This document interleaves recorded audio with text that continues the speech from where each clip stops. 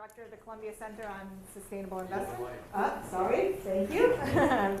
I'm Luce, I'm the Director of the Columbia Center on Sustainable Investment, and it's my pleasure to welcome you on behalf of all of the organizers, CCSI, along with the Haden Center for Climate Change Law, and the UN Sustainable Development Solutions Network. We're really pleased to have you here in the room, and those of us joining remotely.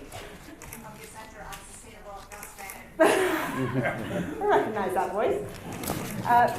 The climate change challenge, which is largely a decarbonization problem, poses a very big question mark for the fossil fuel industry. Today, the fossil fuel industry supplies the vast majority of the planet's energy, but it cannot continue to do so on the current trajectory and with current technologies without catastrophic consequences for the planet and humanity. On the other hand, many fossil fuel companies have some of the best engineers and the greatest resources and may very well play a critical role on the planet's energy transition. The question is, what should fossil fuel companies do in order to remain responsible stakeholders in the global economy? What does a safe fossil fuel investment look like? What should companies' standards of behavior be? These questions are, of course, also relevant to investors. How should responsible investors engage with fossil fuel companies in their portfolios, if at all? What should investors be asking of fossil fuel companies? What criteria should investors apply in order to determine which investments to keep in their portfolios? And to activists, what should the demands on industry be? Whether coming from the viewpoint of a fossil fuel company, of an investor, of an activist, one arrives at the basic question: how should the energy sector respond to the climate change challenge? So the purpose of tonight's panel is to define what an ethical and safe fossil fuel company would look like and to help create a shared understanding of the industry's role in securing our common future. With that, I'm delighted that we have here tonight leaders from these various perspectives. And without further ado, I'd like to introduce Michael Gerard, the director of the Haden Center for Climate Change Law, who will introduce our panelists and moderate tonight's discussion. Thank you.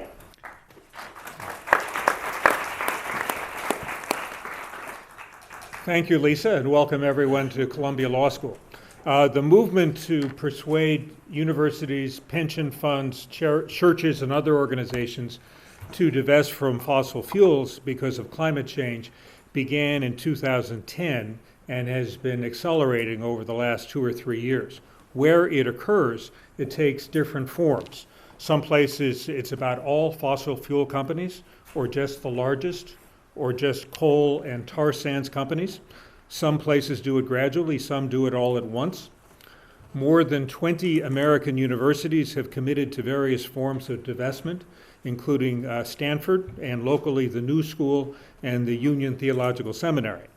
In October 2014, Glasgow University became the first European university to divest, and most recently the University of Oxford pledged not to make future direct investments in coal and oil sands.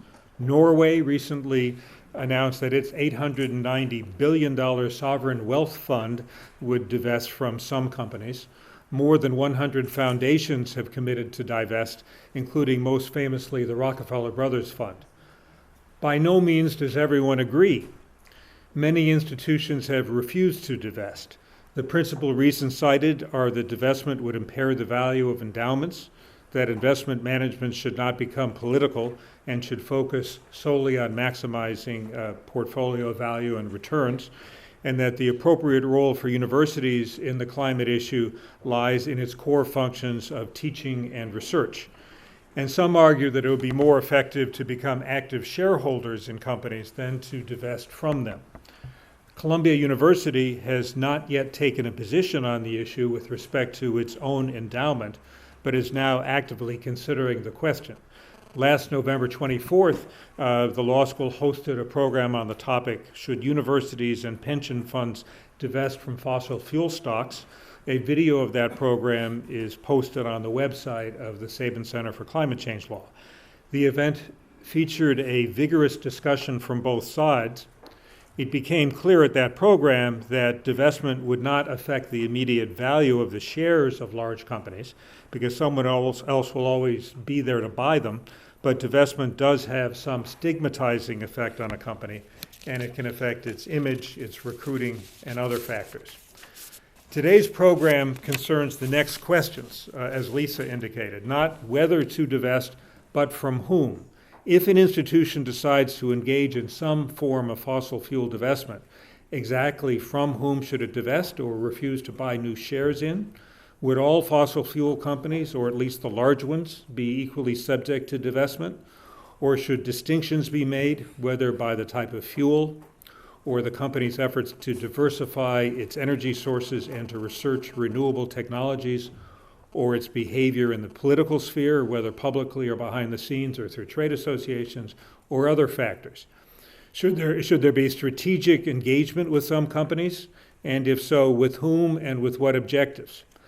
What about one step downstream, the electric utilities that burn the coal, the vehicle and engine manufacturers that make the machines that burn the oil?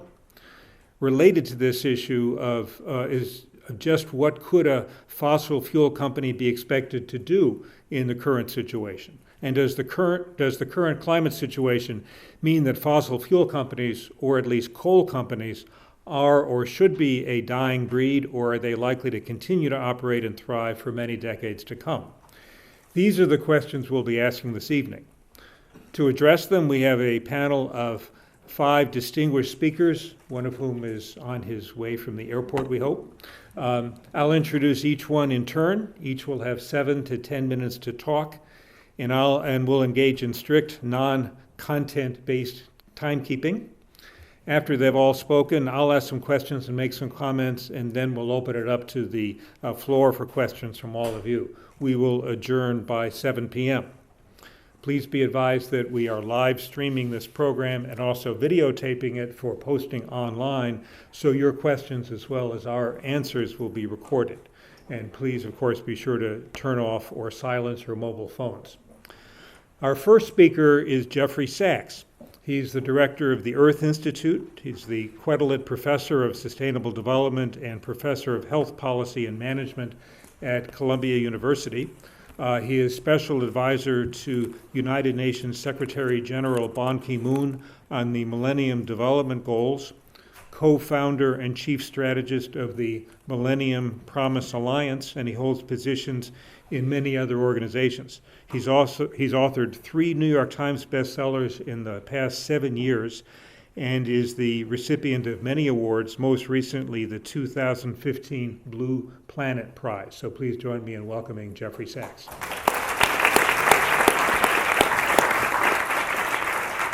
Thank you very much, and I want to thank all the panelists for being here, and the Sabin Center and CCSI for bringing us together for an important and wonderful discussion. I want to show just a couple of slides to put this in perspective and mainly frame the challenge in a quick moment. The issue is the following. Greenhouse gases are warming the planet. The science of this has been known for well over 100 years. The evidence is overwhelming from many different perspectives. There is no debate about the basic scientific framework of this, and there hasn't been for quite a long time. There are issues of precision and uncertainty, but there's no great issue about the science. The confusion has been mainly manufactured, although there are also inherently a lot of confused people, period. But I think that there's been more manufacturing of the confusion than actual confusion. I would put Rupert Murdoch as confuser-in-chief and #1 most destructive person on the planet with regard to a serious discussion of this issue, a real jerk. We really do need to point that out. Now, the issue is the following. The globe, the world, has already agreed in the 193 member states of the United Nations that 2 degrees Celsius is the outer guardrail that we must avoid trespassing.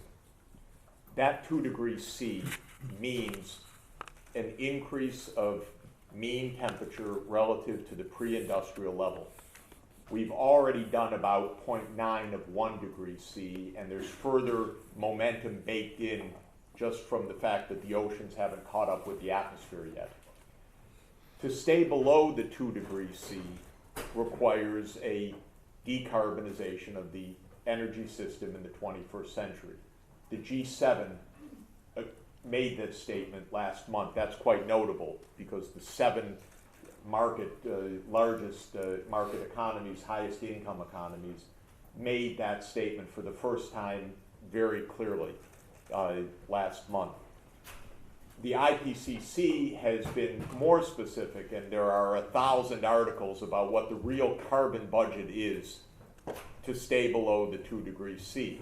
Now, mind you, even if we emitted nothing more, at some probability we'd violate the 2 degrees C already, because there's an uncertainty about climate sensitivity. So when we talk about the carbon budget to stay below a certain number, we're inherently in a probabilistic framework. The usual statement that's made is that we want to have a likely chance to remain below 2 degrees C. In technical jargon, that means a 66% probability on an ensemble of models that a given carbon trajectory would stay below the 2 degrees C limit. To do that, the IPCC main scenario says that by 2070 or thereabouts, we should be at net zero carbon emissions. There's a whole other discourse for the 6 more hours about the other greenhouse gases, about land management, and so on. We're not going to talk about that because the energy system is at the core of the challenge. But there's a whole larger portfolio of nitrous oxide and methane, and both from from the non-energy side, land use changes, and so on. If you look at that baseline scenario, and maybe I could just show you do I have a, oh good, okay. So the operative famous curve is these so-called reference concentration pathways.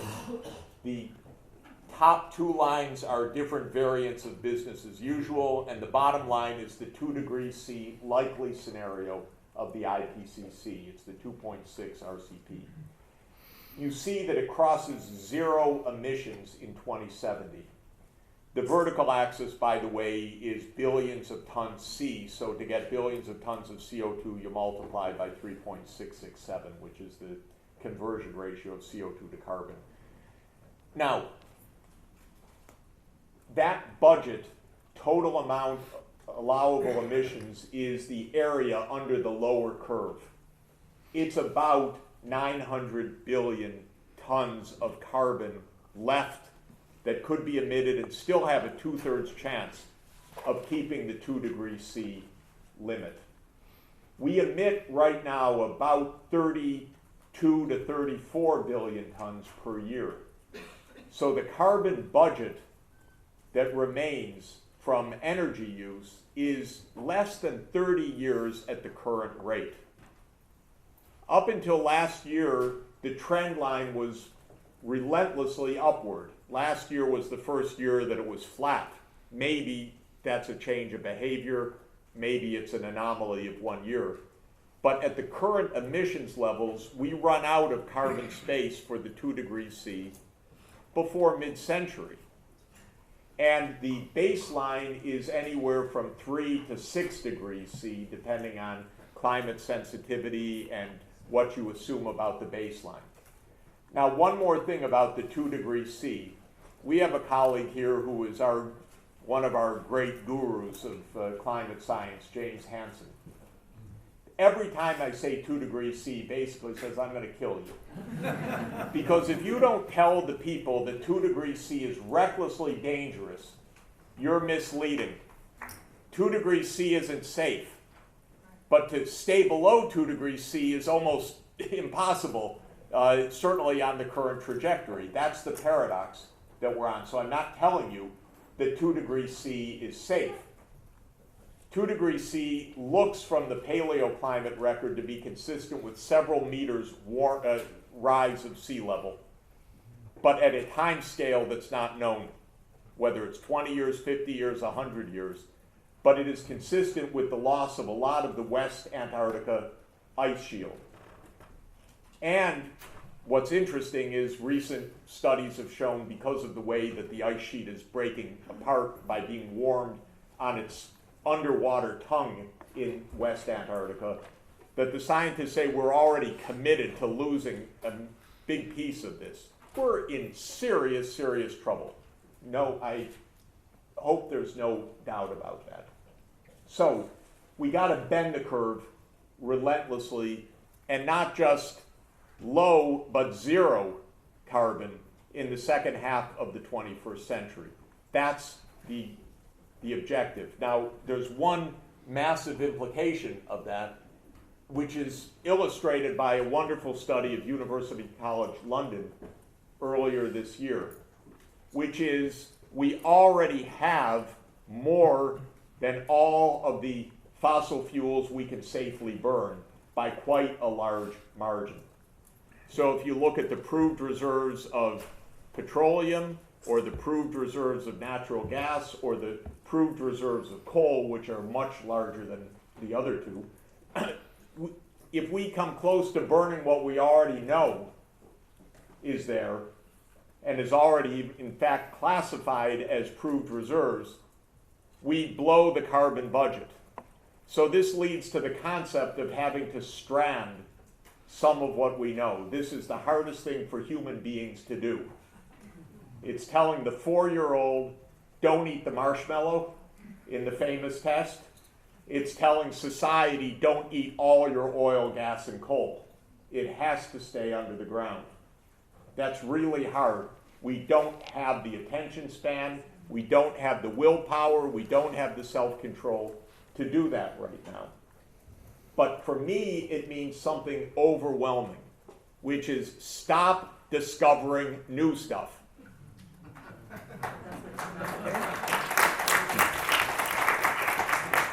In my view, there isn't an iota of reason why the USG just told Shell, sure, go drill in the Arctic.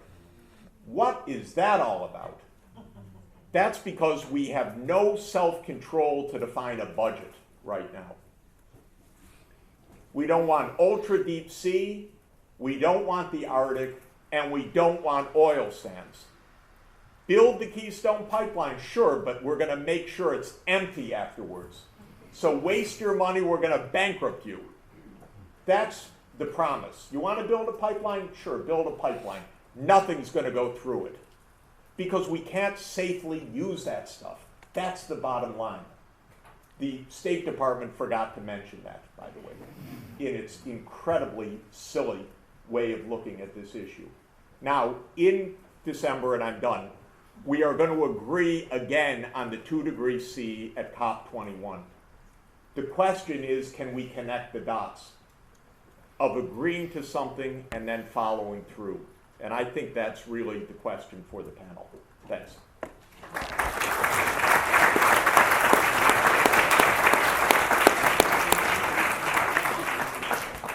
Our next speaker is Kenneth Cohen, the Vice President of Public and Government Affairs for ExxonMobil Corporation. He has worldwide responsibility for the company's government relations, communications, media relations, global community relations, and global brand activities. Mr. Cohen joined the company's legal department in 1977, and in 1995 he rose to become general counsel of Exxon Chemical Company. He was named to his current position in 1999. Among his outside activities are service on the Executive Committee of the United States Council for International Business and as National Trustee for the Boys and Girls Clubs of America. Kenneth Cohen. Thank you. And again, as Jeff, thank you for inviting me. I realize that I am the token member of the panel representing the industry. I'm going to do the math. I view that as what I can do, because I think we're, in many ways, we're not having the conversation I think that we in the industry think we should be having, which is we don't disagree. I certainly don't disagree. Our company doesn't disagree with the way Jeff put it, that this is a serious, serious issue. What we're focused on is what do we do? What do we do about it? It's not a question of self-control. It's a question of technology and what are our options. We view our role at ExxonMobil as two-pronged. One, it's to provide the energy that is making this possible today, making modern life possible today around the world, while at the same time reducing the environmental footprint that is associated with energy production and use. So what I'm going to do in the next few slides is set the stage. I'm going to give you a quick primer on our energy outlook. And this is you can imagine if you're in ExxonMobil and you're head of corporate strategic planning, the way we put our business plan together, each year our economists start from scratch and we look at 100 countries around the world, and we do it from the ground up. We look at energy demand in each of the 100 countries. We look at 15 different demand sectors: transportation, electricity, etc. And then we look at technology. We look at a supply, what's available supply, and that's across the board. And it's an agnostic look. And so I'll take you through a couple of slides.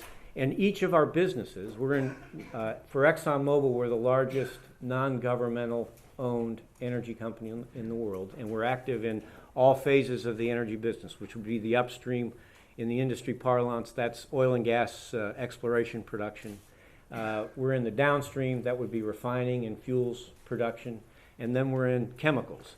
Many people don't realize we're one of the largest chemical companies in the world. All of you, your smartphones, your computers, your TVs, plastics, that's us. Car parts, etc.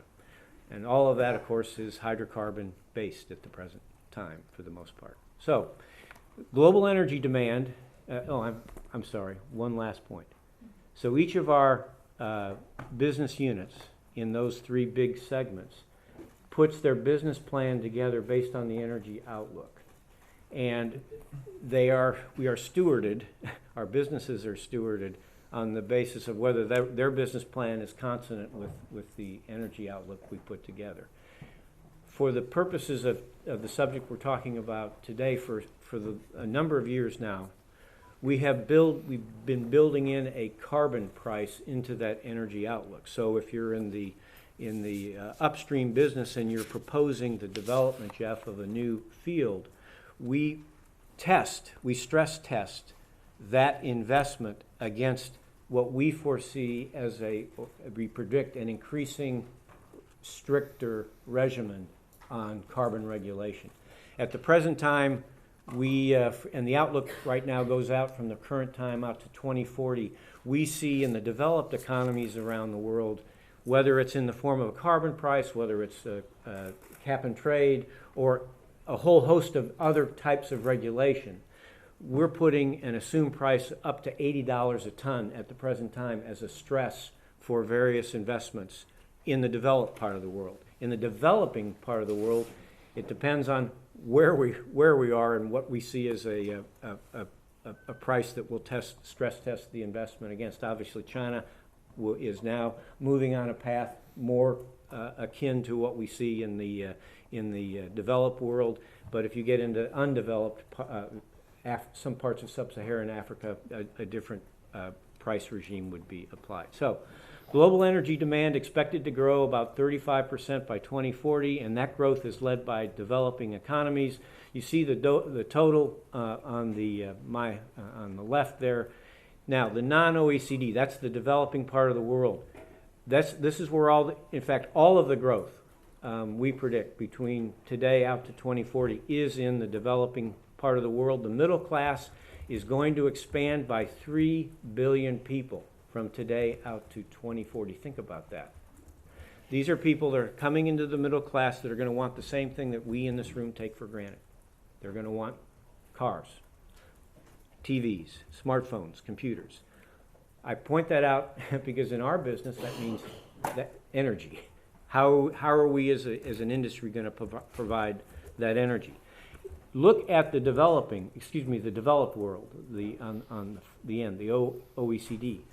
Because of technology, regulation, efficiency, wealth, you see actually energy use is declining, even though population and GDP is growing in the developed world.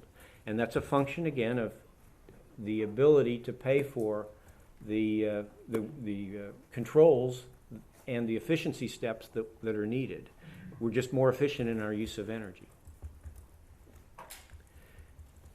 Oil and natural gas are currently meeting, if you add coal, fossil fuels today, I think everyone in the room realizes, if you take oil, natural gas, and coal, there's about 80% of the current supply, or the meeting of demand at the present time, is from fossil fuels. Moving out to 2040, we see that pretty much the same. Oil and gas about 60%, coal losing market share primarily to natural gas in power generation. But that instead of 80%, we see it at about 77%. These numbers, by the way, that I'm giving you isn't just ExxonMobil's view. Our economists review this with the International Energy Agency, the IEA. We review it with the U.S.'s Department of Energy, the EIA, the Energy Information Administration. We review it with people like Dan Yergin and his group. So I'm giving you an assessment of how we see it. Other renewables, this would be hydro, geothermal, biofuels, biomass, then you see nuclear, and then you see solar and wind. The growth rate there, though, the 7.7% growth rate, a very rapid growth rate. The challenge is it's starting on a global base from a small base. Now, what does this mean for CO2 emissions? Emissions are going to continue to climb until about 2030, and then they're going to start to peak. Why? Mostly China. And what I showed you before in the developed world, the imposition of control, moving away from coal for power generation, increasing regulation, improved technology, more fuel-efficient cars, et cetera, et cetera. While most of the growth and all of the growth in energy use is in the developing world, still on a per capita basis, those of us in the developed world use more energy than those in the developing world. That stands to reason. We just have more developed economies. Now, we're actually optimistic about the future because of technology. This is it builds off of your slide, Jeff. This takes the IPCC's scenarios. And what this is work done by MIT. These are 3 scenarios out of the IPCC's recent work. The no policy option is not an option. And this shows you the long tail of risk from not taking action.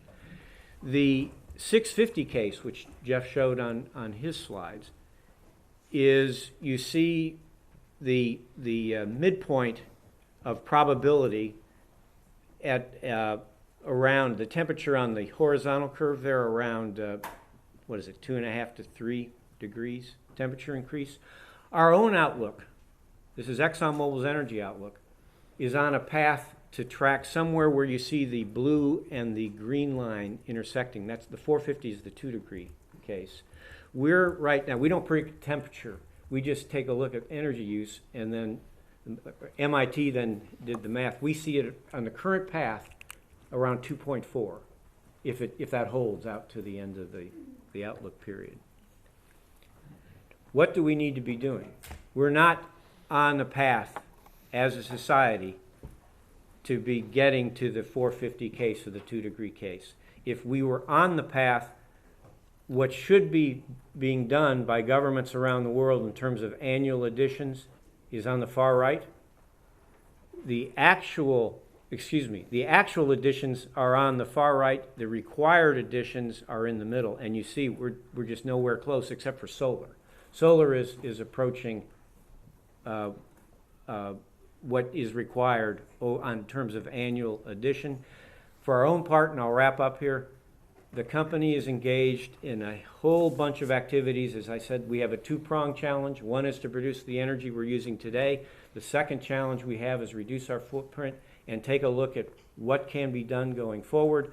We're looking at on the increased supply side. We have a lot of work on advanced biofuels, algae for fuels, all sorts of work on efficiencies, on mitigating emissions. We are the world's leading practitioner of carbon capture and storage. We have about a third at the present time of all of the world's carbon capture and storage that's going on. And we have heavy research in that area. And then we have heavy research projects with the automotive, the OEMs, and mainly Toyota and Volvo. Toyota for personal transportation, Volvo for the commercial transportation, and I'll stop. I look forward to thank you for having me. Look forward to the discussion.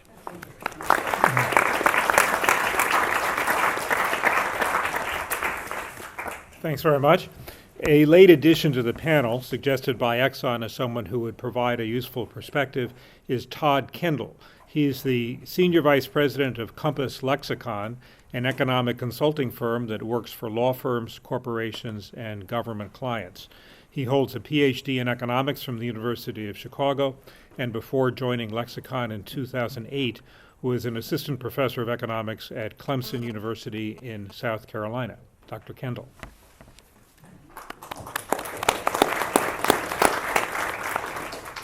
Thank you so much, Michael, for the introduction, and very happy to be here and to talk to you a little bit about some of the research that we've done on the question of divestment recently.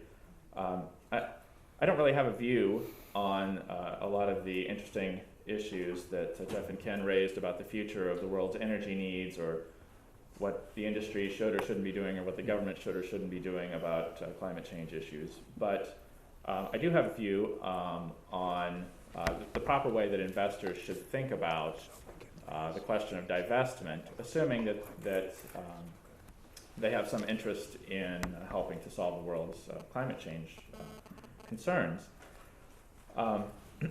And as an economist, I think the view that I have is that investors, or anybody who's considering divestment, should think carefully about the costs and the benefits that are associated with divestment, whether it's a partial divestment or a full divestment or something in between. So with a colleague of mine, Daniel Fischel, who's the law professor at the University of Chicago and the former dean of the law school, we wrote a paper earlier this year that sort of walks through some of these costs and benefits of divestment that we think investors should think about. And so from the cost side, it's pretty clear that there are material costs of divestment that any investor would face. For instance, divestment means that you're selling certain securities, and presumably you're going to reinvest, buy other securities, and buying and selling securities isn't free. You have to pay people, you have to pay brokers, you have to pay commissions, you have to pay exchanges. In some cases, you have to pay taxes. And those costs are real. It's not hard, depends on the investments you hold, but it's not hard to imagine you're talking about 1% or more of the value of the things that you're selling sort of gets lost in the transaction. In addition, there's compliance costs.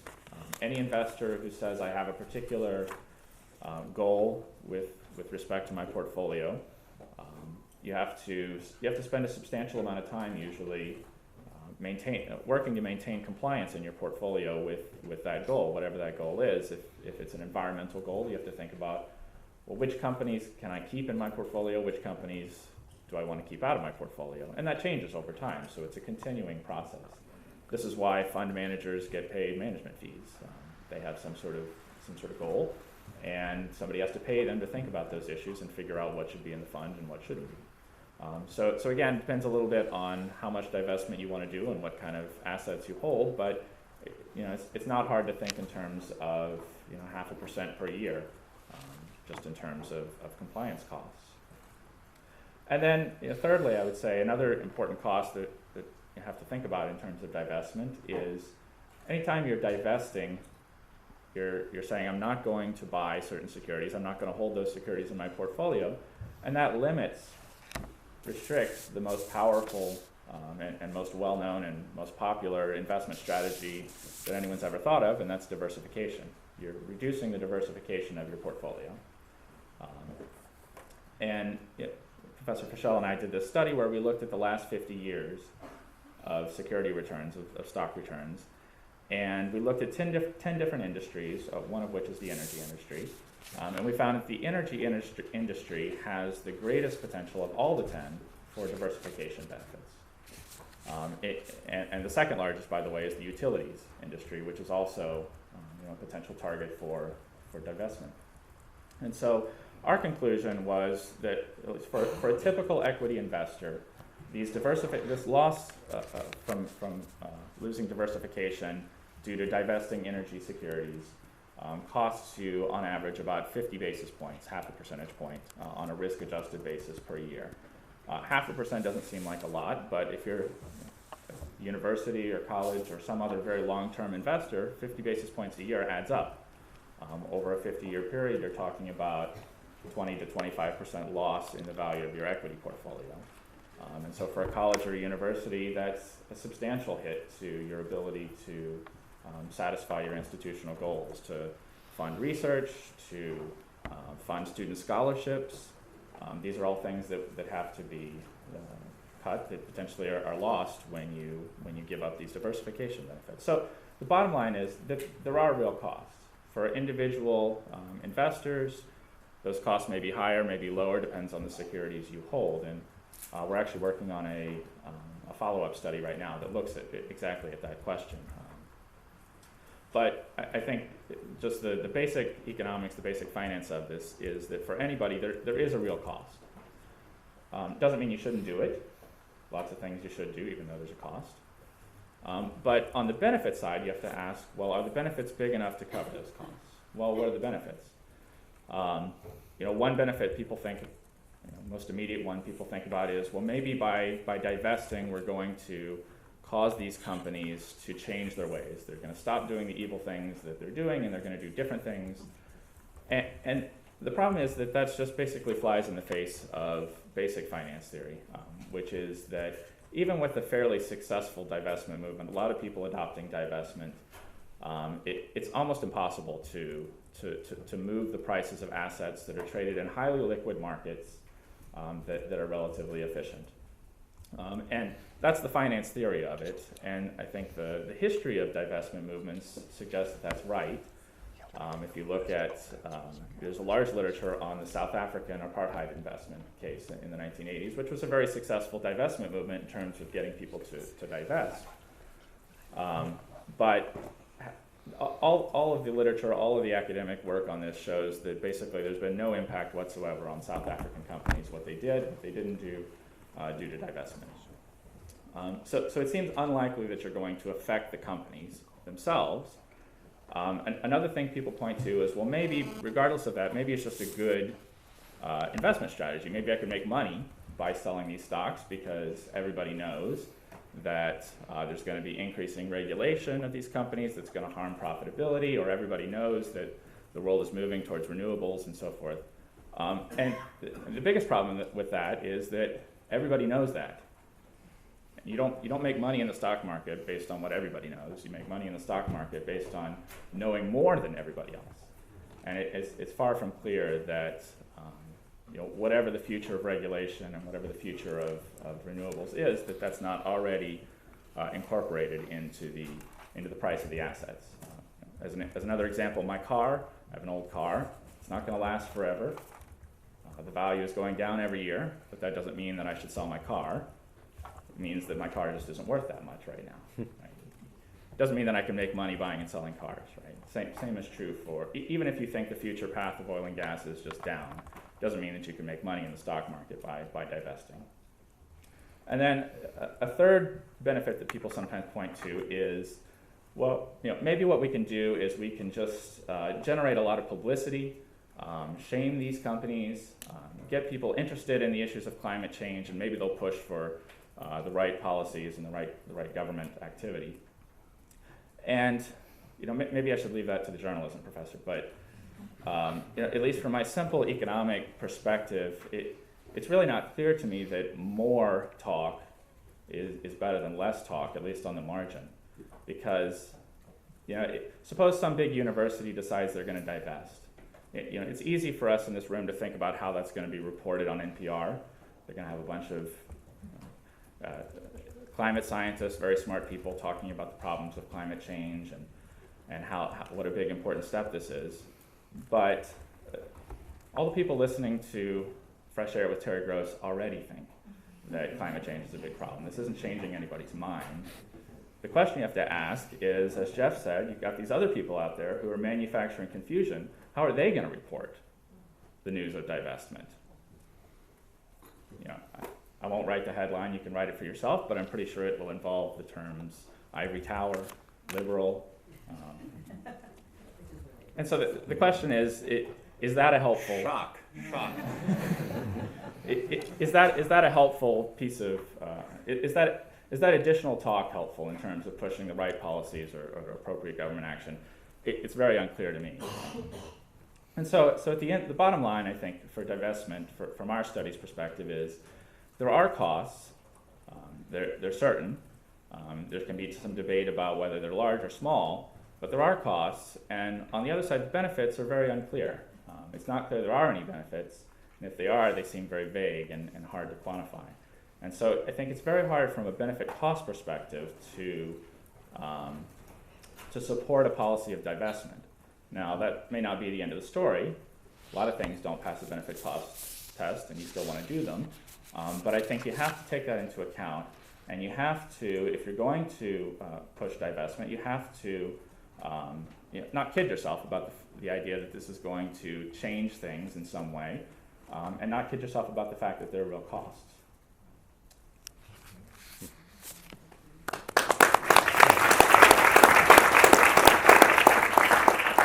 Thank you very much. Our next speaker is Steve Coll. He is the Dean of the Columbia Journalism School and Henry R. Luce Professor of Journalism. He's a staff writer for The New Yorker, a two-time winner of the Pulitzer Prize, and the author of 7 books of nonfiction, including, most relevant to our program today, Private Empire, ExxonMobil and American Power, which won the Financial Times Goldman Sachs Award as the best business book of 2012. Between 1985 and 2005, he was a reporter, foreign correspondent, and senior editor at the Washington Post. And between 2007 and 2012, he was president of the New America Foundation, a public policy institute in Washington, D.C. Dean Coll.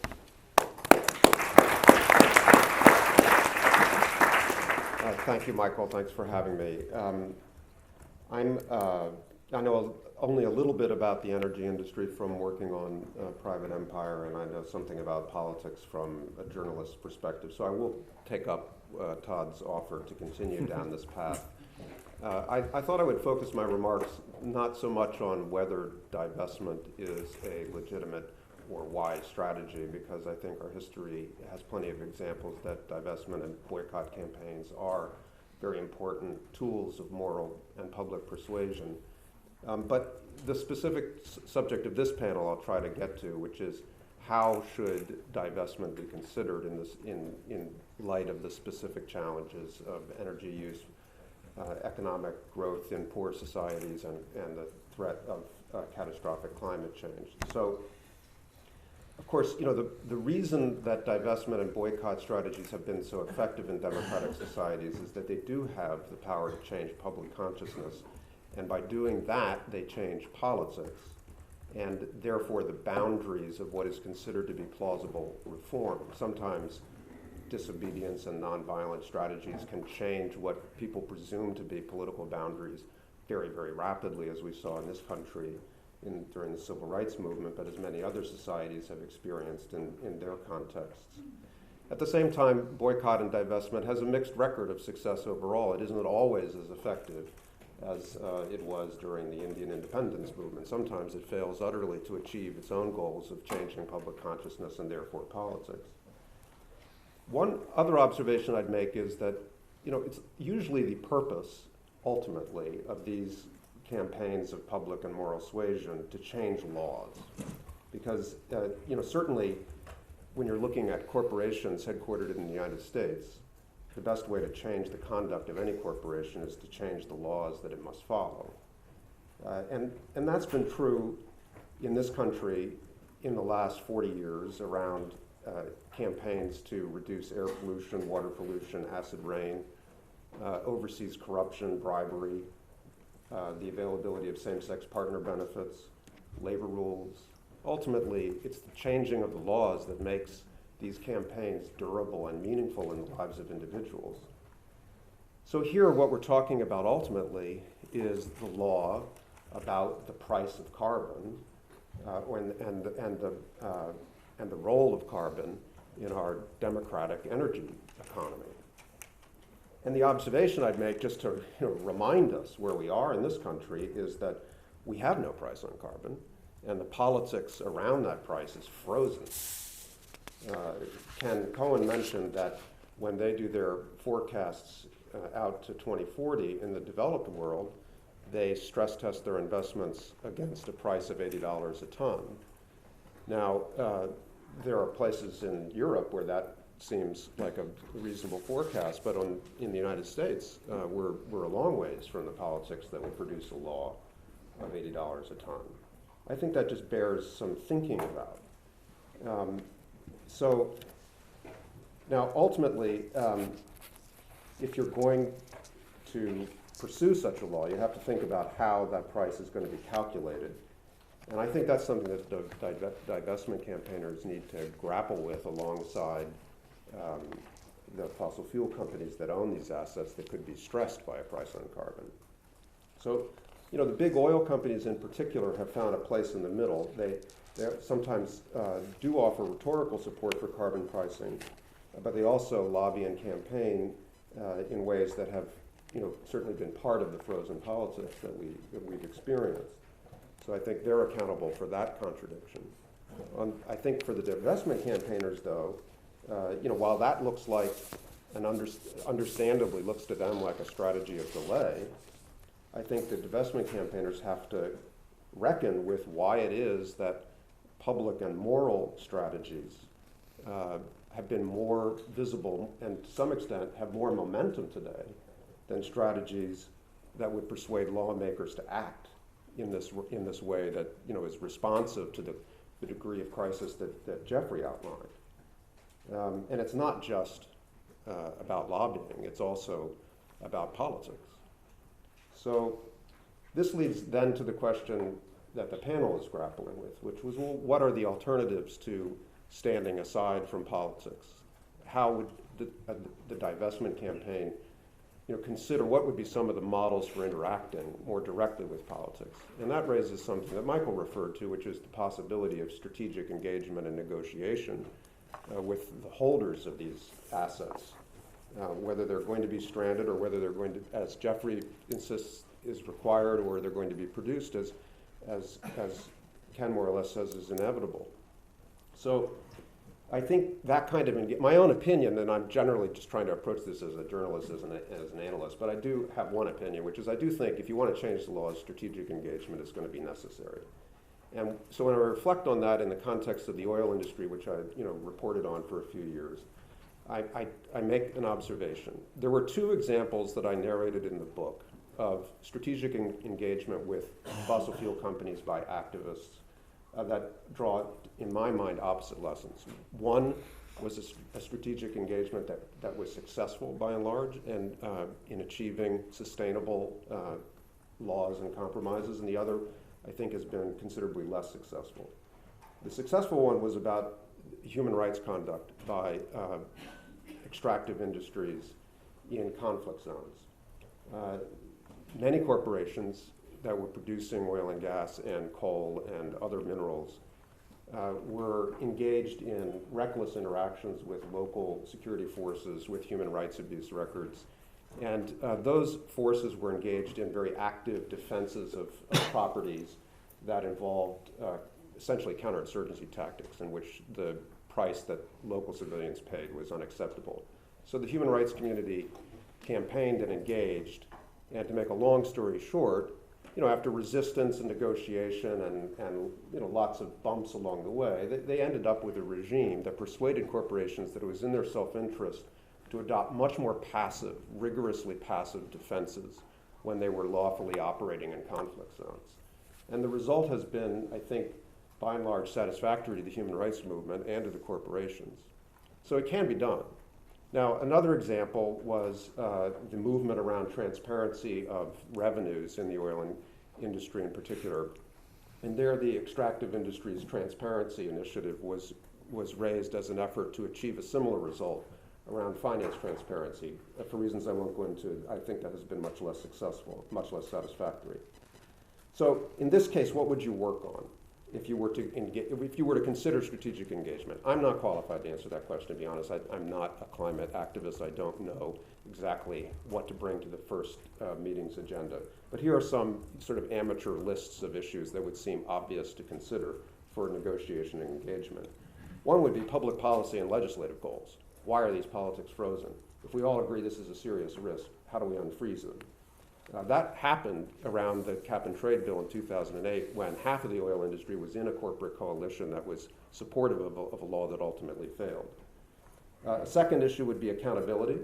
Accountability for damage, accountability for past conduct, even accountability for the confusion that others have referred to. A third issue would be carbon budgets. It's a buzzword. I'm not quite sure I understand what it means, but I do think it matters how you account for the portfolio holdings of the companies that you're seeking to divest from. I mean, yes, there are complications in calculating the emissions of natural gas extraction versus heavy oil versus light oil versus coal. But those facts have to matter. I mean, surely there's a difference between a portfolio of the least offensive natural gas holdings and the most offensive coal holdings. I recognize that there are some campaigners that don't see a difference in that. But ExxonMobil is 50% a natural gas company. So that has to be part of this negotiation, it seems to me. Finally, carbon capture and storage. How do you evaluate that? I think ExxonMobil is making big investments. This is a whole subject in and of itself that requires care and thought because it's part of the laws that are ultimately going to be required. So to conclude, I mean, divestment and boycott campaigns ultimately convert the power of public persuasion into leverage, and the leverage is to negotiate for changes in durable laws. And isn't carbon pricing and carbon budgeting ultimately the destination of that negotiation? But right now, the law is frozen, our politics are frozen, and that has to change. Thank you.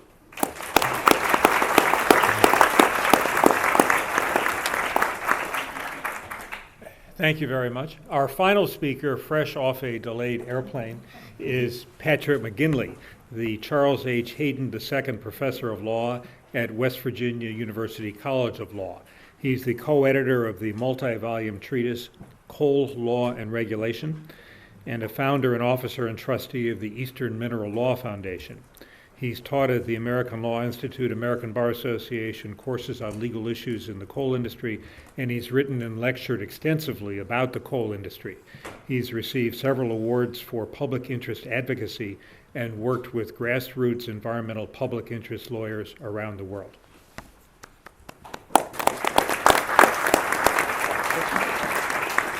Thank you, Michael.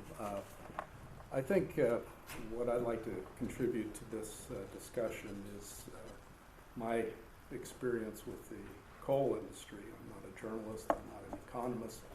I was an environmental regulator 40 years ago, and I've been, as Michael indicates, I've been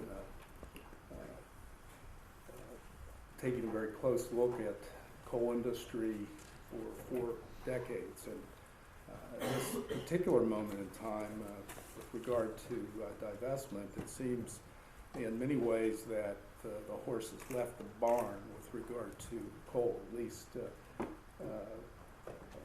coal industry in the United States. The share prices have plummeted.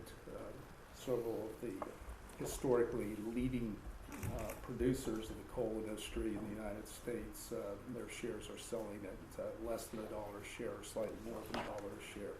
And this has been a dramatic decline over the last couple of years. And I think there are lessons both for the coal industry, which I think could profit, although it's late in the day, from some engagement with regard to climate change and policies addressing climate change, as well as gas and oil, petroleum industries. It appears over the last decade that I've been watching developments with regard to the coal industry. There's been a multi-million-dollar public relations campaign that has received quite a bit of media attention, certainly in coal country in central Appalachia and other coal-producing regions, and nationally as well. And it's often heard in Congress the cry that there's a Obama administration war on coal. And what does that mean? Well, to the industry that almost universally denies climate change science, it means that government regulators, Democrats in Congress are aggressively attempting, at least the way the public relations campaign paints it, literally to destroy coalfield communities, coalfield families, prediction of massive job losses and economic decline in central Appalachia is part of the meme of the war on coal. But it's not just climate change that the coal industry denies. As part of this campaign against the war on coal, the industry has resisted long needed adjustments in coal mine health and safety law after the 2010 Upper Big Branch mine explosion, the worst mining disaster in the coal industry in 40 years, and 29 miners died. And the industry has successfully resisted any significant changes in federal or state coal mine health and safety law. The war on coal, according to the industry, also includes efforts to tighten restrictions on mining operations that produce respirable dust and coal workers' pneumoconiosis or black lung disease. It's a disease little recognized by the outside world, outside of coal country. You might be surprised to know that in a very recent decade, 10,000 coal miners died of black lung disease. And yet the industry claims there's not a significant problem there, no additional regulation is needed.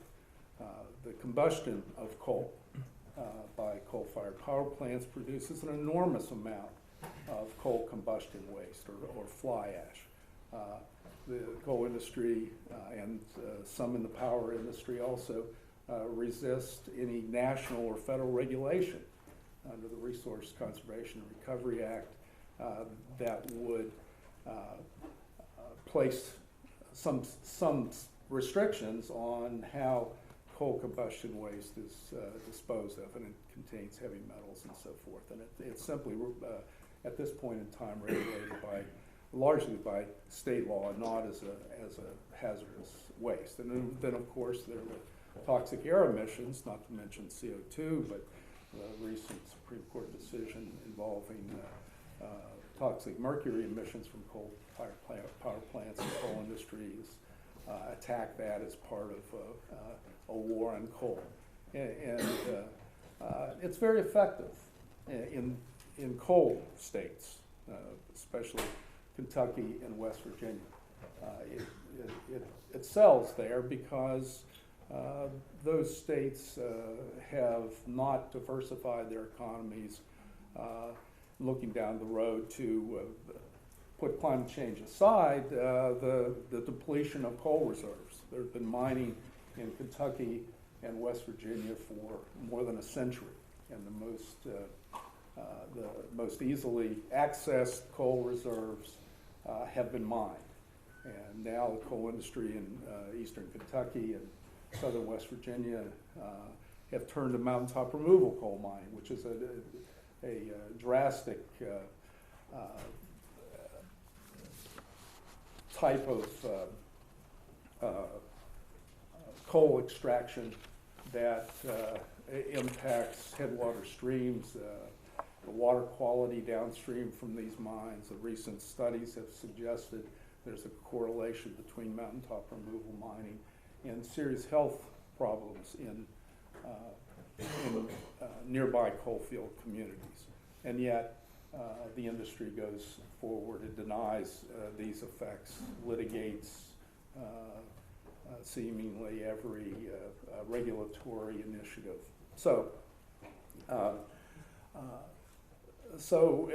and then as well, the climate that has impacted coal investment includes the recent dramatic increase in production of shale gas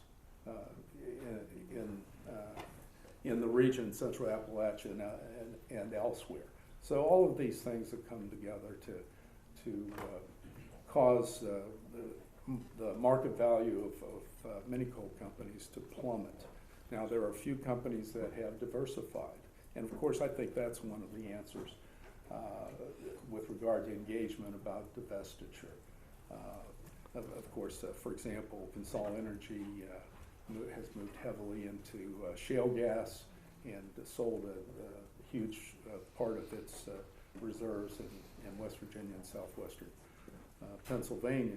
But that doesn't really address climate change, but I think there's room for discussion. But the number one need with regard to some kind of engagement with regard to coal is the industry's leaders, its lobbyists, and the politicians that support the war on coal strategy to admit the climate change science. I mean, that's the first step. If you don't get beyond that, coal isn't going to make it in the long run. We're going to be burning coal in this country. Michael sent me an interesting article today which suggests that coal production and coal use and combustion in poor but rapidly developing countries may signal a renaissance in coal. And that article sort of takes a look at what are the alternatives. And I think that that's a sort of there's a parallel to West Virginia and Kentucky.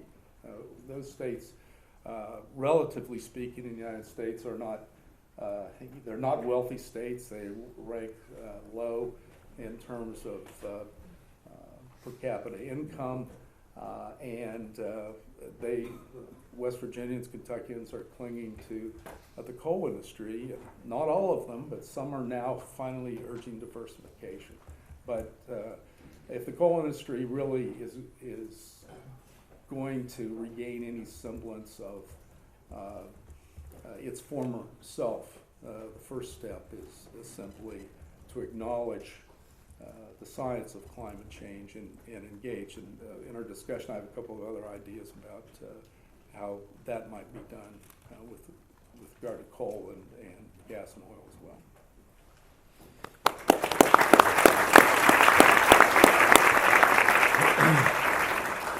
Thank you. Before I open it up for questions and give some comments of my own, would anyone on the panel like to make comments on what they've heard? Jeff. Good. I want to talk to Ken for a moment. Maybe if we could go back to a PowerPoint. Yeah, he's clicker. Oh, sorry. Thanks.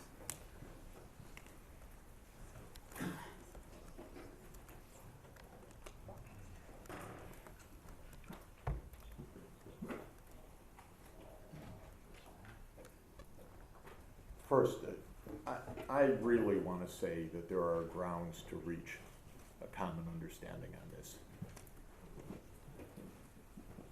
But where I really disagree with the approach is that you haven't made an analysis of how to get to the 2 degrees C upper limit. You've taken a projection. And we did something quite different at the UN this past year. in the Deep Decarbonization Pathways Project. For 15 countries, we looked at what it would take to bend the curve down. And there is plenty of options. And if we try, we can do it cheaply and fast on the scale of 40 years. I'm not talking about 5 years or 10 years. I'm talking about what that curve really looks like. I don't believe Exxon has yet engaged in that discussion with those of us who believe that this is doable, affordable, practical, and I believe, by the way, that $80 a ton is enough to do it, because we're going to get such improvements of technology down the road if we aim for it, that price is probably a pretty reasonable price. So my view is that I think, for instance, the EIA scenarios, or the IEA scenarios for that matter, as their baselines, I find them basically extraordinarily naive in this context. As a business as usual projection, that if we were doing not much of anything, we'd probably come to. But if we actually tried, because it's a serious issue, we'd have a very, very different scenario in 20 years. So this is the first thing that I would like to practically propose, actually. We can have an offline discussion, but I would like the Deep Decarbonization Pathways Project and Exxon's modeling team to engage with each other, to look at these scenarios in considerable detail. The second thing is the public debate. I appreciate all that you've said. I've experienced repeatedly in recent years a shocking unwillingness, even of some of America's best companies, to say a word in public right now because of ALEC, or because of American Petroleum Institute, or because what they think the Koch brothers are going to do, or what they think Rupert Murdoch's going to do to them. And if you were more clear, you were very clear in this, and the website's clear and all the rest, but if you were clear in an op-ed in the Wall Street Journal, stop writing the anti-science, we believe in the science. And if you said to Mitch McConnell, and you said to Senator Imhoff, unbelievable, by the way, that's the United States of America, that guy is in the Senate. That is a complete shame, a disgrace for us. And he's a fraud, because he cannot be as stupid as he sounds. Honestly. He cannot be. He knows, but he represents interests. So we have to call this out. We need Exxon to help call it out. It's really, really important. And then the third point is the arithmetic point, but of course it's related to the scenario point. We don't need a lot of new stuff. You haven't, you looked at that, I know, in response to, say, Carbon Tracker vis-a-vis your own shareholders. But in terms of what we need in aggregative new finds, I think it's a real issue. And where I really disagreed with ExxonMobil in the public debate you had with Carbon Tracker, and it's implicit in what you said, and I don't think it's right. You said, we don't really believe the 2 degrees C world. It's just too tough, it's too hard, we're not going to get there, the scenarios don't look right, we're more like a 3 degrees C or 2.5 degrees C. And for one of the world's largest companies, and most important companies, and best engineering companies in the whole world, and with more influence than just about any company in the whole world in modern history, I don't think you can just say we don't believe in it. I think you have to really say what could be done. 193 governments have said they want to do it. So with your great engineering, what could be done to actually make that work? I'd like to stress test your analysis. So that's my feeling. And all of that is, I started and I want to end it this way. I don't think the gap's very large in what you said, what I've said, what others say, it's not so large. But boy, it could change the whole discourse in this country to be clear about this, because we're lost right now politically. And they're afraid of you. You may not know it, but you probably do. They're afraid of you. And so I think it's important closing that gap.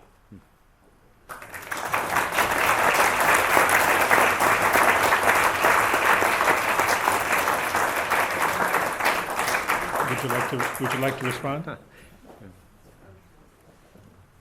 Oh, thanks, Jeff. That was direct. I guess I would take them in the following sequence. Steve Coll, when Steve was working on his book, we had some lengthy discussions about power and perceived power. And as I wish we had the power you referenced, because as the head of government and affairs and public affairs for the company on a global basis, I wish we had the power that you because if we did, there are a lot of things that we wouldn't be putting up with right now.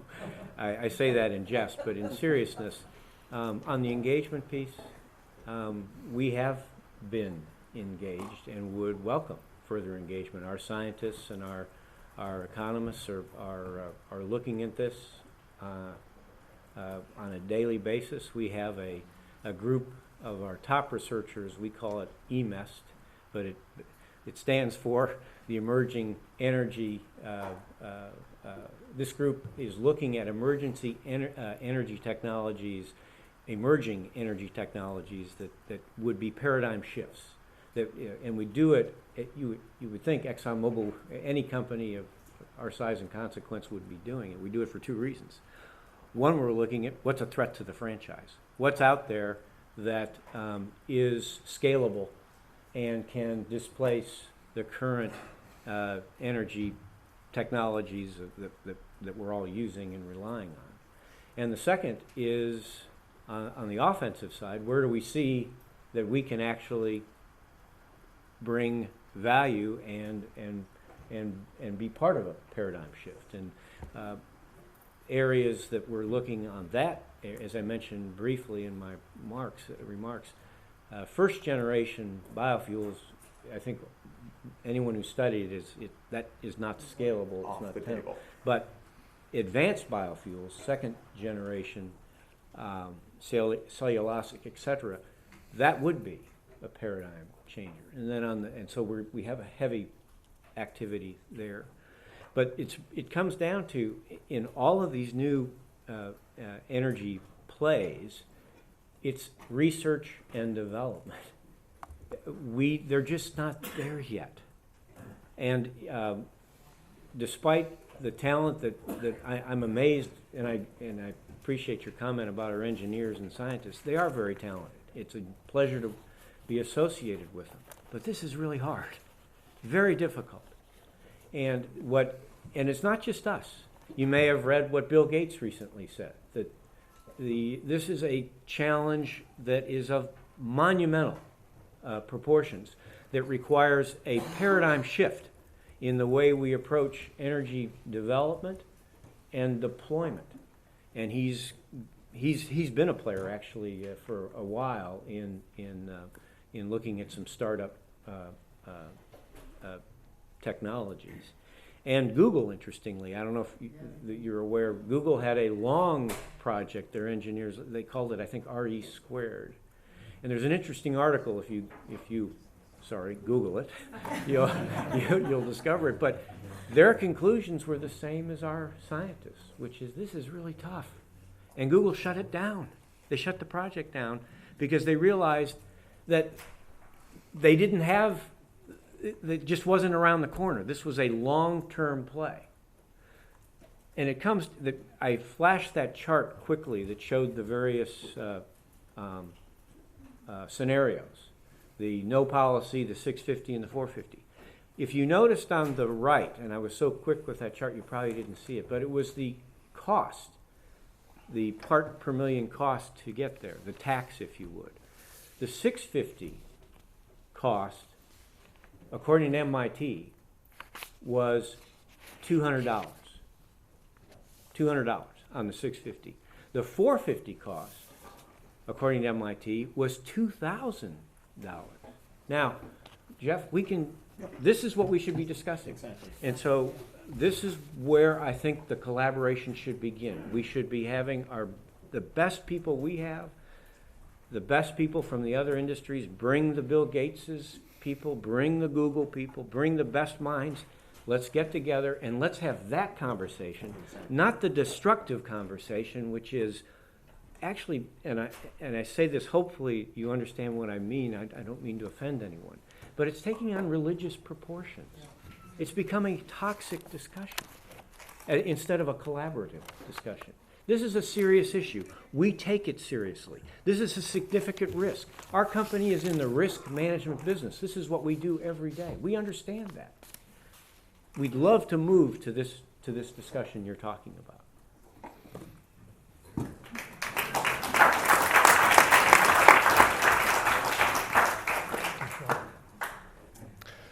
So I just wanted to make a comment and ask a question about that. I looked at the MIT study that you cited, and I couldn't find those figures in there, but one thing that did become clear is that they looked at the cost of compliance. They didn't, or the cost of achieving the reductions. They did not look at the cost of not achieving the reductions. They did not look at what would be the economic impact of the 2.5 degree world that you are projecting.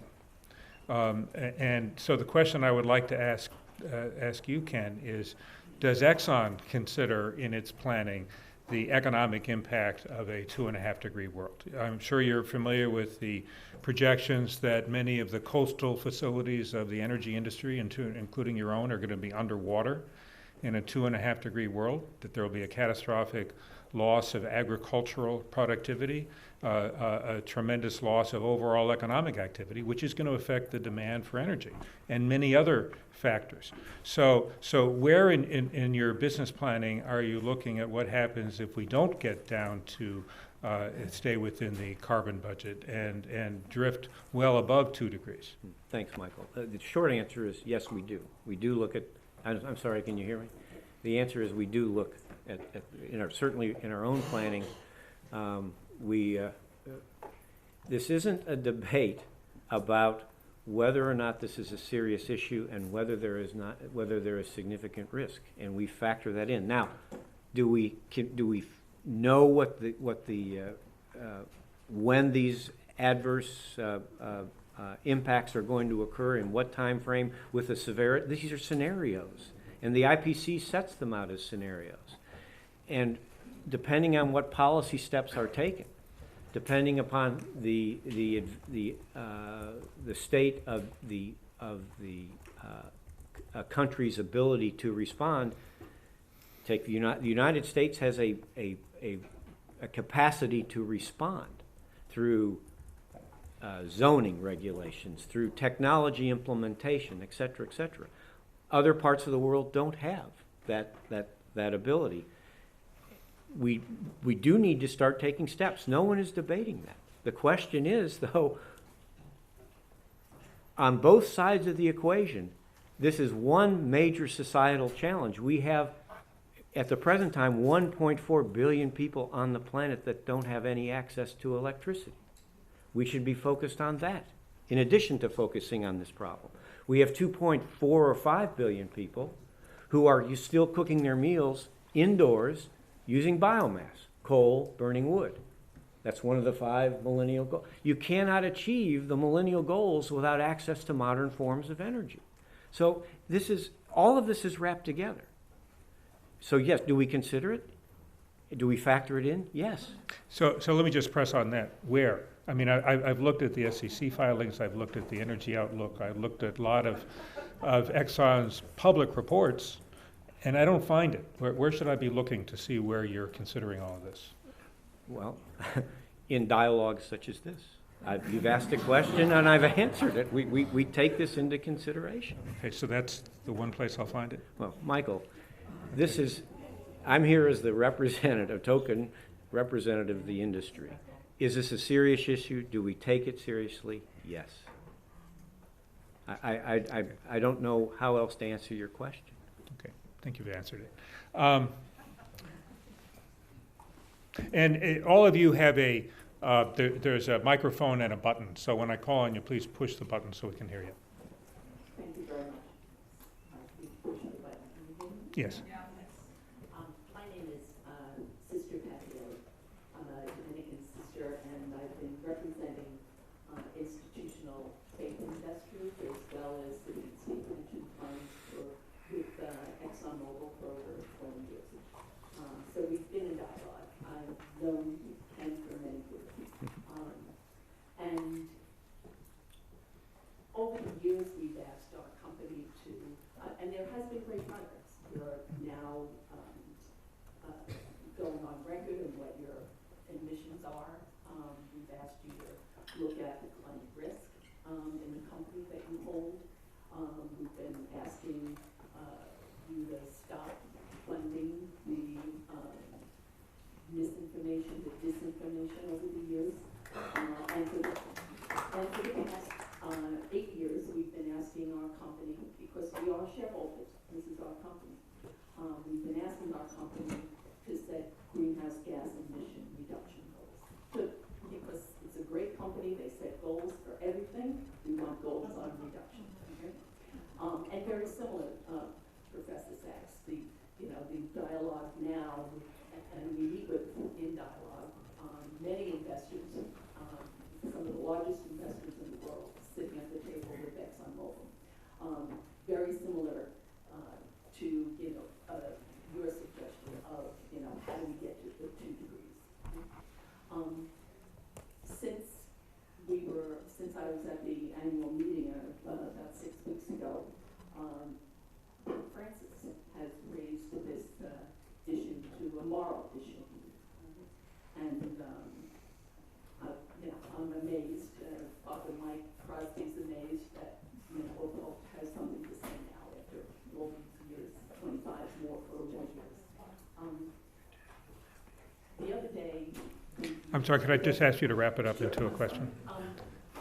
I want to get back to the sense of responsibility and taking this beyond dialogue. For 20 years or more, you funded the disinvestment campaign. I would propose that you hold greater responsibility today for new climate investment. I always imagine if ExxonMobil really put their head to this, right, and put their money where it needs to be for a carbon-free future, you have got to be believed. If nothing else, move what you have, responsibility for the fact that you have a real role in the fact that we are 2 decades behind on doing something about this issue, and that we have people in our legislature that are supported by the oil and gas industry who continue to convince people that global warming is a thing. So could we get some commitment from you today?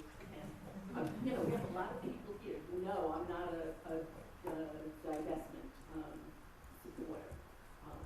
But could we get some commitment that there would absolutely be no more money heading to not just the disinvestment campaign, but Disinformation campaign, but the people in Congress who are really going to block serious action and a Paris litigation. Could we get a commitment on the company will set goals to get to 2 degrees? Would you like to? Since I apologize, I'm monopolizing, but and you can all jump in and answer for me. But this is an unfair characterization. We are not to say that our company is funding a disinformation campaign. What we say about this issue, I just presented. What I just showed you is what I present when I go to Washington, D.C., or any of our executives are in Washington or Brussels or any capital talking to representatives, policymakers about the issue. Many people don't like what we say because we say this is an issue that is very complicated. It's an issue that requires new technology. It's an area that heavy R&D. Now, is that am I spreading disinformation when I say that? We're a member of the American Petroleum Institute. I have been accused of spreading disinformation because the American Petroleum Institute engages on behalf of the industry in very active lobbying on a whole host of issues that affect not only my company, but the broad spectrum of companies in the industry. We support the U.S. Chamber of Commerce. We support numerous think tanks, AEI, Brookings, CSIS, et cetera, here in New York, the Manhattan Institute. I've been accused that that's considered a disinformation campaign. So it's just not true.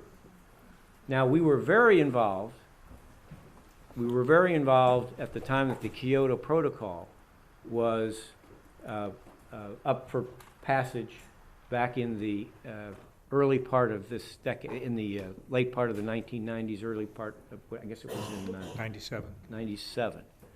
And the company was very involved, along with all of the industry, in advocating against the adoption of the Kyoto Protocol.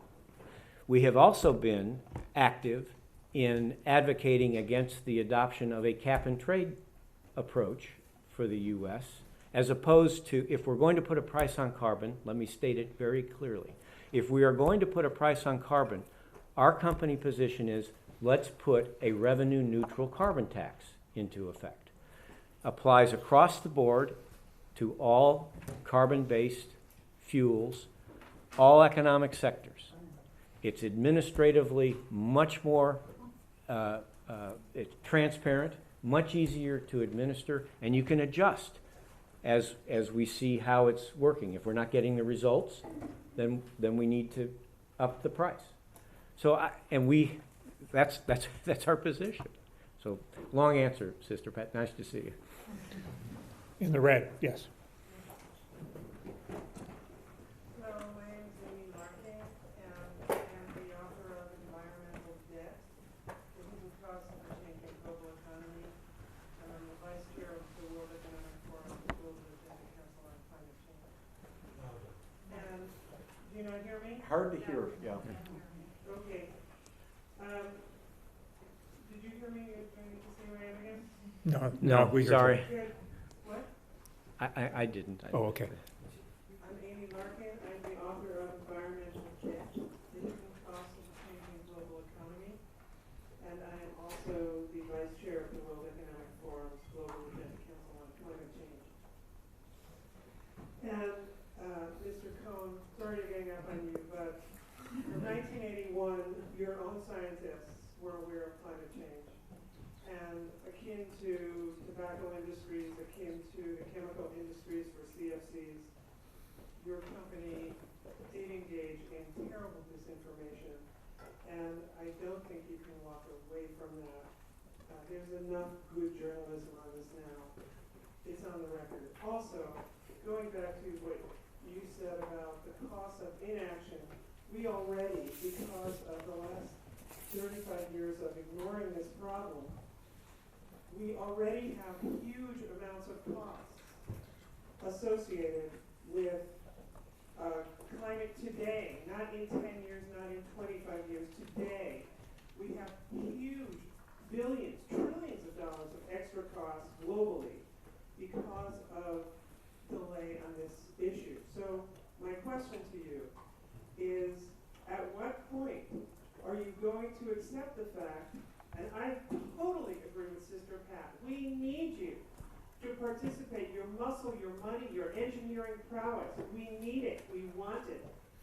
At what point and when are you going to accept the fact that you are going to have to strand some of your assets, you are going to have to alter your future business model? I think that you want collaboration. You cannot imagine how many radical environmentalists are ready to work with you to figure this out.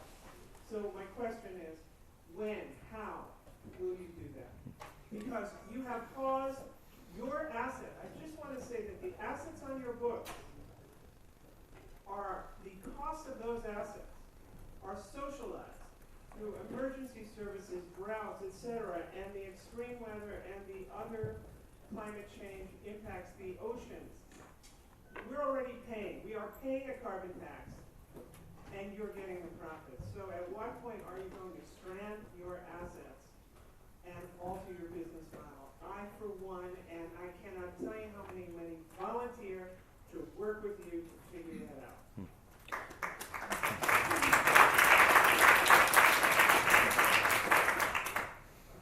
I don't want to just be repeating the same thing. This is an issue we recognize. We're having, again, the wrong conversation in my book. We're not saying that this is not a significant issue, but what we're saying is that we need now to recognize the complexity and difficulty of moving from where we are today to some other way of powering modern life. All of you got here, I assume, either via a cab. Some of us flew in this morning to get here. The lights, the plastic. Well, the benefits, I mean, is there not some form of looking in the mirror and recognizing that we are enabling modern life and there's a benefit that's being derived from what we do? I'm sorry. Yes. Now, do we need to move? Do we need to be looking at what the future looks like? And I think many of you have the view that we're not doing that. We are. It's very difficult. And I'm not alone in that assessment. I would have you take a look at what Bill Gates recently said. Take a look at what the Google engineering team said. So I recognize that this is an issue that evokes tremendous emotion, and so I'm understanding of that. But let's all recognize that there is a cost-benefit aspect here, and there are many, many challenges that the world faces. This is a very significant challenge that hopefully technology will allow us going forward alternatives to what we're doing. Jeff? Yeah, I want to come in on the same point. First, I don't think anybody disagrees, and I happen to work extensively in places without electricity, and you wouldn't wish it on anybody. Modern energy is vital for survival, for well-being, and so on. So I think it's really important to understand that without question. Second, this is not merely a matter of will and a decision. It is a long-term and complicated problem. We have a $106 trillion world economy that runs 80% on fossil fuels. And we have to change it fundamentally. It grew up as a fossil fuel economy over 200 years, and it's going to, at best, it's going to take decades to get out of this problem. So this is really hard, because it's also not like a construction set where you shut down the world economy for 10 years and retool it. We're in real life, and so this is not a simple matter. But it is feasible to do this, and it's not pure guesswork, and it's most of the statements that I read every day in the Wall Street Journal about how impossible this is, and you spend trillions and you get a tiny fraction of 0.1% of temperature. This is baloney, nonsense, garbage. Because there's a tremendous amount that's known and a tremendous amount that's available for the transition. However, let me also add a couple of things for my environmental friends. Every kind of energy alternative creates problems you don't like. Okay? So if you happen to be in Nantucket, you don't like wind turbines. In Chile, which uses fossil fuels, they didn't want power lines to bring hydropower. And the activists protested against the zero carbon hydropower. Now many of you, but not me, are against nuclear power. You don't want that either. And some projects in the desert, you don't want to upset the desert lizards with large solar fields. And I mean this seriously. If I have to vote, I'm going to vote first for electricity. I happen to believe we can get through this pretty quickly, and by that I mean 40 years, and that we know what the targets are. And if I had to pick one target, I'd say storage is by far the biggest issue, because we've got more intermittent energy than, well, we've got literally 10,000 times our energy needs in solar radiation. Yes. So batteries, good investment. How much do we really invest in this right now? Tiny. Batteries is really good, sophisticated, empirical wet lab work. And it should be at 100 times the scale. And Exxon should be putting in a lot of money for that. But all I want to say is we should get down to these specifics.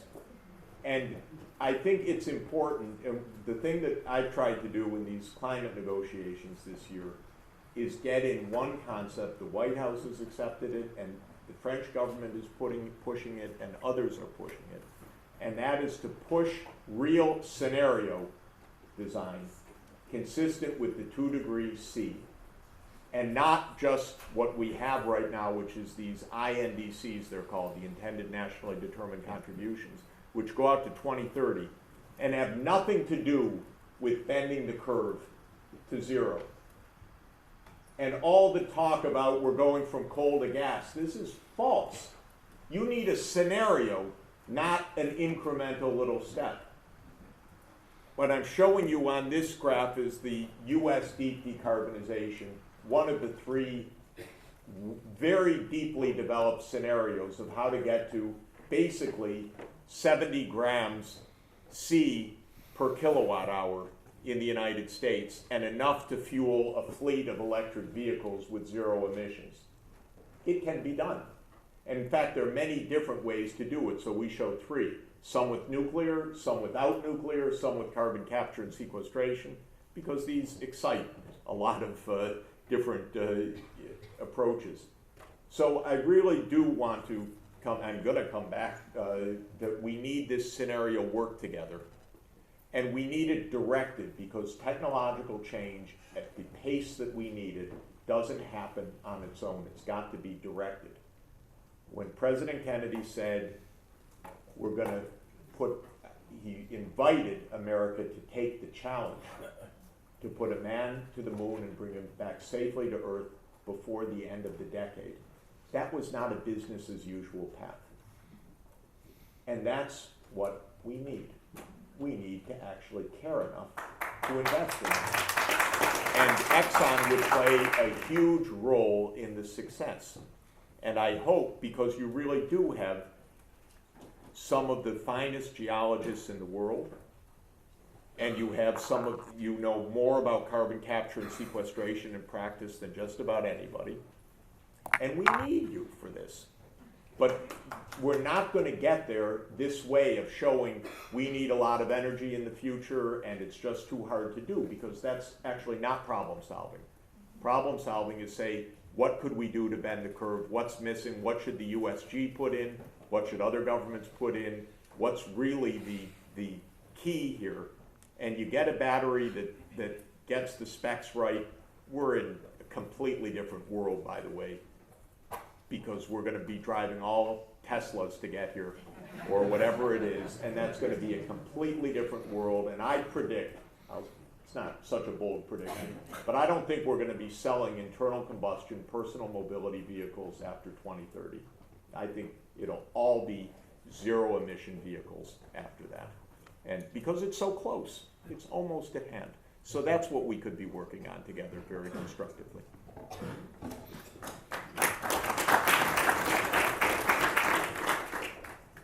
Did you want to say something? Oh, okay. Hi, my name is Daniela. Can people hear me? I'm a student here at Columbia University, and I'm also a founding member of Columbia Divest for Climate Justice.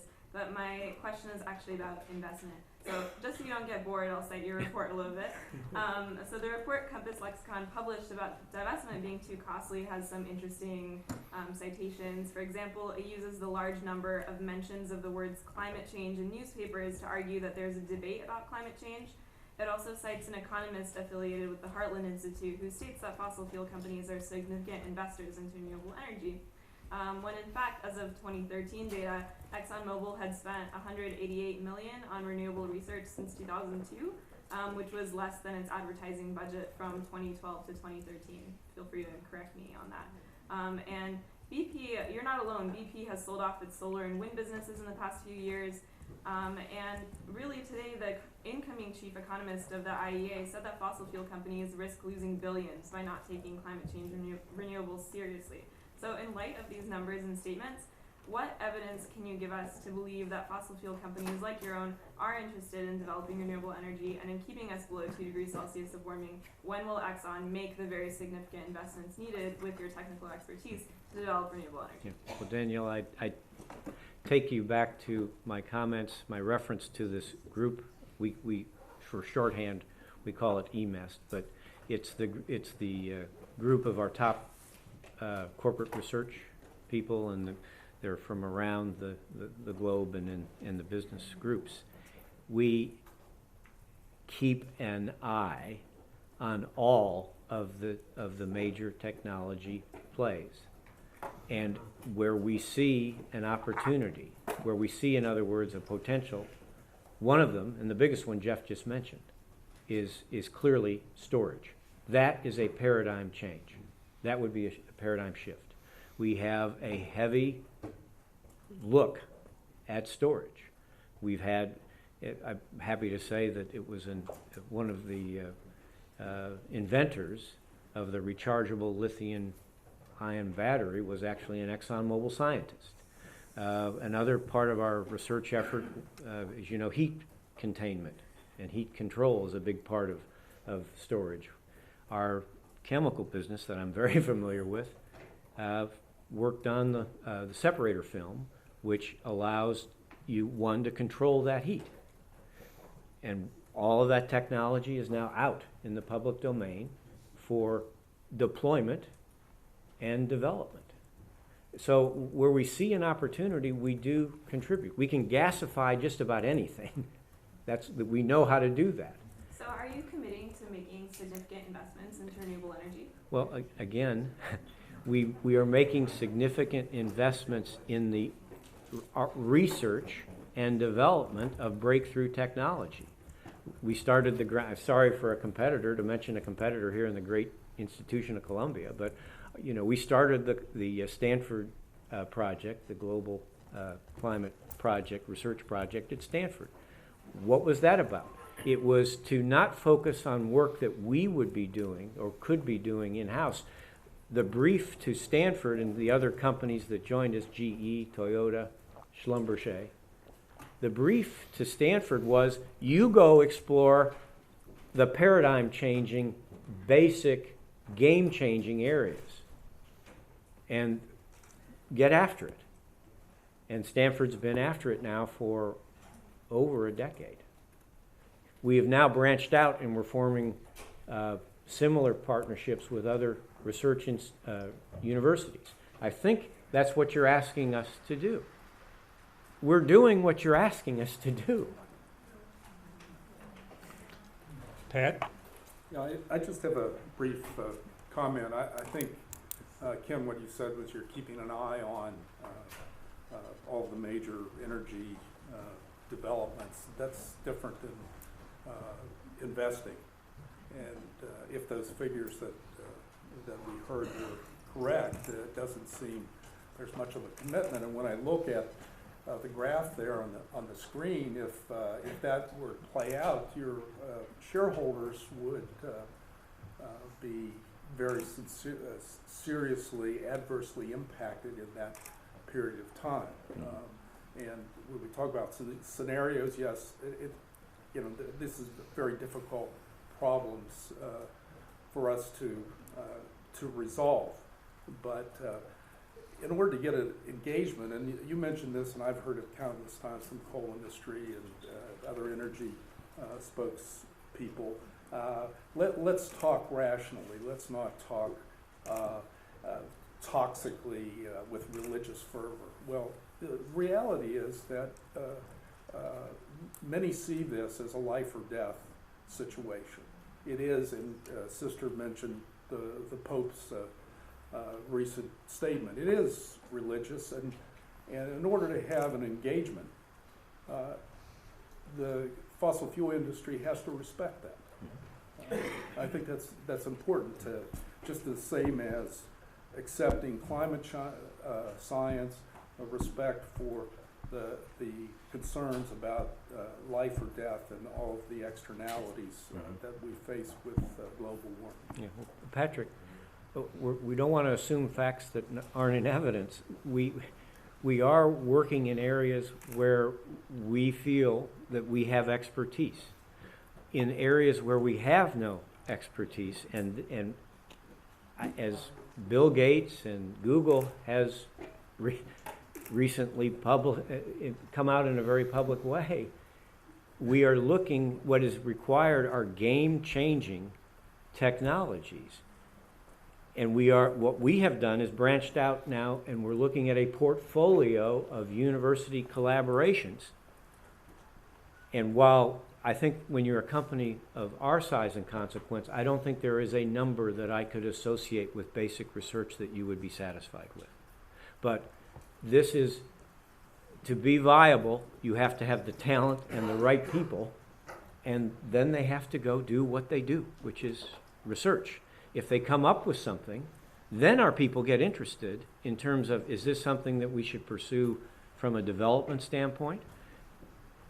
If we talk about the role for government, the government's role here in our way of looking at this should be heavying up. You mentioned the President Kennedy and the moonshot. Government should be heavily invested in R&D. Heavily invested in R&D. So we're running short on time. What I'm going to do is I'm going to call on 3 people, and I'm going to ask for brief questions. So you first, sir, and then you, and then you. If I could, first a clarification, I think you completely misrepresented Google. The program is not RE squared, it's RE less than C. Okay. And it was renewable energy less than the cost of coal. The program has essentially been broken up. It's no longer called that, but the effort is still there. All the work is still going on. It just turns out that producing energy less than the cost of coal isn't all that difficult, and it isn't a challenge worthy of Google. Google is spending a tremendous amount of effort on renewable technologies. It's spent over $1 billion in renewable technologies for its own consumption. It has a lot of programs that continue to work on it as far as research. So I think you've completely misrepresented what they've done. But I actually have a question. As part of the a short one, I hope. The complexity of solving the problem that people keep bringing up is the cost of doing what we need to do. And frankly, this confuses me, because whenever I hear people talk about the cost of making the changes we need to make, I look at it and I say, why are we talking about gross cost, which is typically what's being represented. From a business point of view, businesses rarely are concerned with how much something costs. What they want to know is what's the return on investment. If I put up a solar panel, whatever it costs me lifetime, I'm going to make money. If I do a ground source heat pump to replace the fossil fuel, Sir, could you wrap up? I'm going to save money. This is profit. Why, and perhaps this is a question for the journalism side, why is this conversation often about the costs of conversion as opposed to the profits from conversion and retrofit? Why do we talk about what we're spending as opposed to what we're going to earn by getting rid of the fossil fuels and going to renewables? Thank you. Oh, thank you. Hello. My name is Andrea Pasoris, and I serve on the Sustainable Have your Investment microphone on? Committee at the New York Society of Security Analysts. Which button?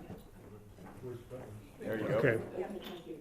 My name is Andrea Pasoris, and I serve on the Sustainable Investing Committee at the New York Society of Security Analysts. And we regularly debate these issues. And Dr. Sachs, thank you for segueing into the technology part of the issue about the use of storage. However, with Exxon's power, when are they going to address the tax issue of when you expense your research and development rather than capitalize it on the balance sheet? Because if you, then there's less of an inclination, in other words, in the expensing of research and development, there's less of an inclination for management to make the effort to go about paradigm-changing technological research. If you put it on the balance sheet, you don't have to run it through your income statement. So where is Exxon's effort to perhaps get this tax break, not only for themselves, but for many other beneficiaries? And then my next question is there's a spurious correlation issue with, because there's other malfactors causing the increase in the factors of global warming. And years ago, I asked experts in insurance on how come or what about the space-based technology of which Mr. Rupert Murdoch is an owner of satellites that can alter the stratosphere and the activity in the environment above the Earth. So this is also a malfactor in the effect on the environment. Okay, so thank you. And ma'am, you were. Do you want to answer the question first? No, I'm asking for all three at the same time. Okay, awesome. Hi, I'm Rachel. I'm also Mike's got to go on. Is it on? Can you hear me now? Yeah, the red will show up when you've got it on. It is red. Okay? Does that mean it's broken? Can you hear me? Yeah. Okay, awesome. I can yell. So I'm a student here. I work with the Students for Divesting for Climate Justice, and I work to ensure that Black liberation and justice for frontline communities is at the forefront of this conversation. So I wanted to highlight how the conversation being shaped, especially around the 10th anniversary of Hurricane Katrina, is frequently we're referencing this hurricane and not the catastrophic flood that was caused by poor levee construction. And I wanted to, like, as I sit here looking at a panel full of white men, I just want to know, is there any way that we can ensure that the next generation of renewable energy use is serving the interests of frontline communities? Is there any way we can have accountability and government regulation to ensure that companies like Exxon are representing women and people of color equally? In this past January, Exxon refused to disclose the percentage per pay compensation for women as it was suggested as a shareholder proposal. And your company shot down the thing and had to be forced by the Commission of Securities and Exchange to do that. I'm wondering, is there going to be any commitment to replace the people that have clearly decided they do not care about representing people of color and women in this conversation? And how are you thinking about changing your leadership to represent people that are actually being affected by climate change?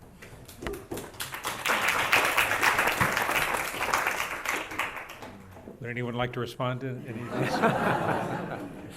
Well, again, what you just ran through is just not true.